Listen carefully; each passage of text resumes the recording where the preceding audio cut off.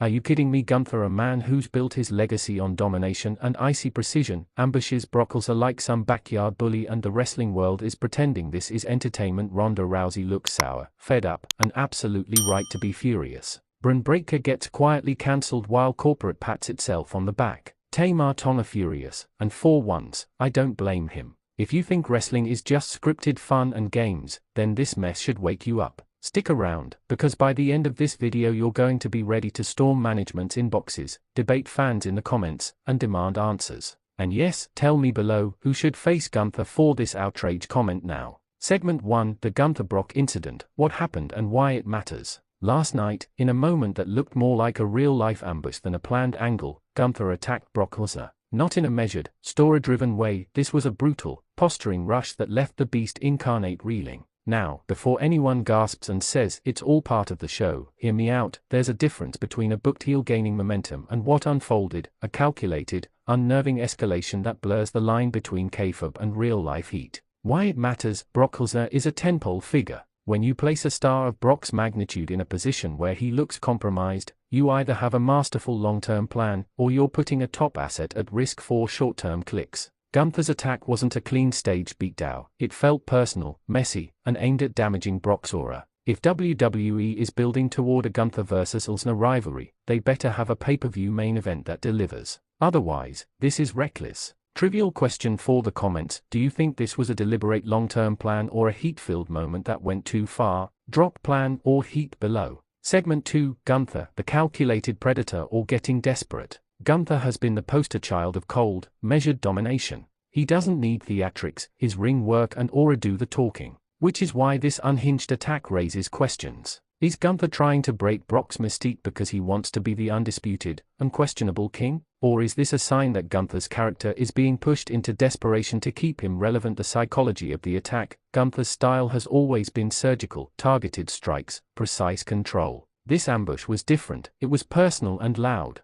It reads like a message: I don't just want titles, I want fear. If the creative team follows through and gives Gunther a series of high-profile wins that elevate him beyond his current status, the attack will be justified. But if this is a flash that fizzles, if Brock bounces back without consequences, Gunther risks being reduced from a measured monster to a typical, forgettable antagonist. Trivial question for the comments: which wrestler builds bigger heat by attacking Lesnar, Gunther or someone like Roman Reigns? Vote Gunther or Roman below. Segment 3, Brock Lesnar's position, the comeback or the setup. Brock Lesnar has been protected for decades. His aura is PR gold because losses are rare and meaningful. So when someone attacks him like this, what do you do? If Brock gets the annihilation comeback, that's classic. It restores his dominance and gives him a renewed menace. But if Brock is portrayed as vulnerable for long, it reshapes his entire value. WWE must decide: is Brock a comeback narrative, or the centerpiece of a long-term feud built to elevate Gunther? The danger: if Brock simply absorbs this and returns without a major narrative, you lose the stakes.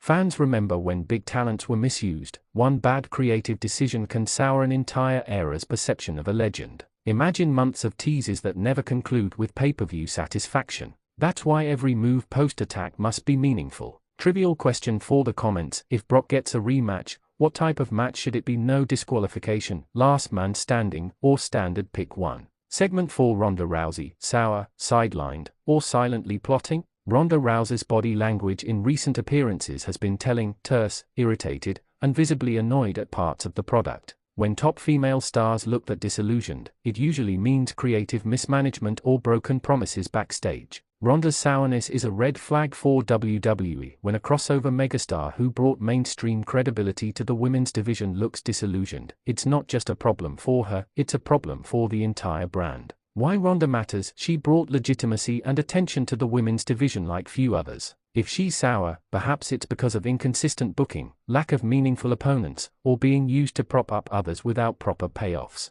Or maybe she's tired of being part of recycled narratives. The best-case scenario: WWE listens, reinvents her character, and builds a dominant, unstoppable Ronda again. The worst case: she drifts away, and fans are left with another wasted megastar. Trivial question for the comments: would you prefer to see Ronda in a program that's violent and intense, or a storyline that highlights psychology and promos? Vote violent or psychological. Segment 5, Bron Breakker cancelled. What cancelled really means here. When news surfaced about Bron Breakker being cancelled, alarm bells sounded. But what does cancelled mean in wrestling terms? Was he pulled from TV? Was he released? Was his push quietly killed? The phrase cancelled suggests an abrupt halting of momentum, a storyline terminated, a push derailed. For Bron, losing momentum could be catastrophic. He's a promising young talent built on physicality, charisma, and legacy expectations. But young wrestlers are fragile in terms of booking. If they are pushed too fast and then dropped, fans reject them.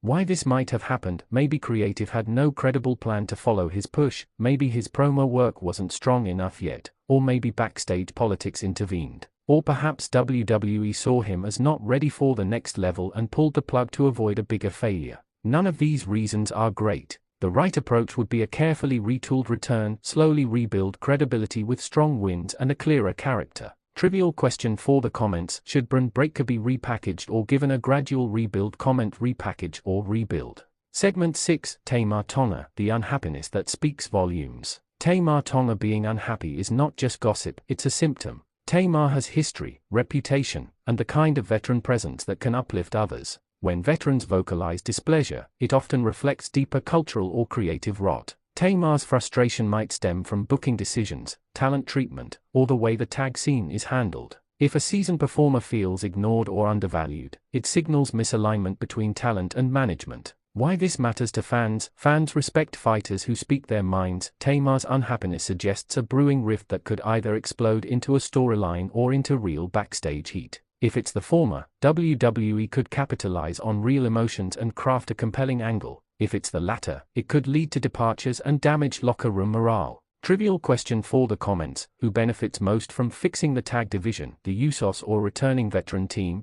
Comment Usos or veterans. Segment 7, the bigger picture, creative direction and corporate priorities. Let's zoom out. These individual stories, Gunther's assault, Ronda's sourness, Bron's cancellation, Tamar's unhappiness, aren't isolated. They point toward a bigger problem: inconsistent creative direction and the corporation prioritizing quick clicks over long-term investment. When management chases short-term reactions instead of building enduring narratives, you get chaos. The symptoms: short angles with no payoffs, sudden pushes that evaporate, misused main eventers, and veterans publicly airing grievances. The result is an audience that's exhausted, cynical, and disengaged. Wrestling thrives on stakes and emotional investment. When the payoff vanishes, fandom fractures. What should happen? A shift to long-term storytelling. Protect your top stars with meaningful arcs, commit to slow, credible bloodlines for younger talent, and respect veteran grievances by involving trusted locker room leaders in creative brainstorming.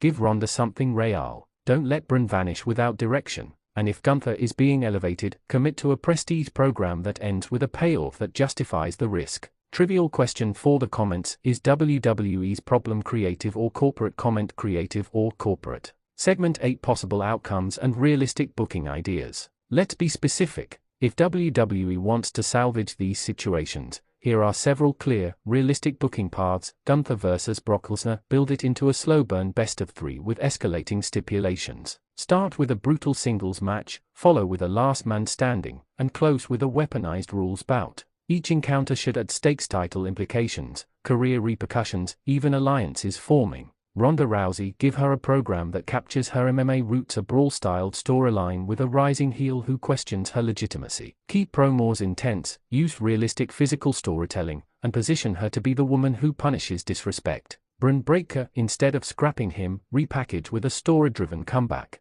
Give him an identity beyond the legacy name, maybe a more cerebral, calculating persona who learns from early mistakes and returns with a redesigned arsenal. Tamar Tonga and tag dissatisfaction. Use his frustration as the seed for a factional shakeup, either a new, rebellious team that exposes backstage hypocrisy or a face turn leading the tag division's revival. Each of these directions requires commitment and patience. Surprises are good, consistency is better. Trivial question for the comments: which of these booking ideas do you want to see most? Comment Gunther/Brock, Ronda, Bron, or Tamar. Segment 9, fan reactions and the responsibility of viewers. Fans have power. Comment sections, social media campaigns, and streaming numbers all matter. But with power comes responsibility. Being loud is important, being constructive is better. Call out bad booking with clarity, cite the match, the missed payoff, and propose an alternative. Praise what works loudly, and make your expectations known. What fans should do now: demand long-term storytelling, refuse to reward cheap shop tactics with views alone, and support wrestlers who deserve better. If you want to save the product we love, don't just rage organize.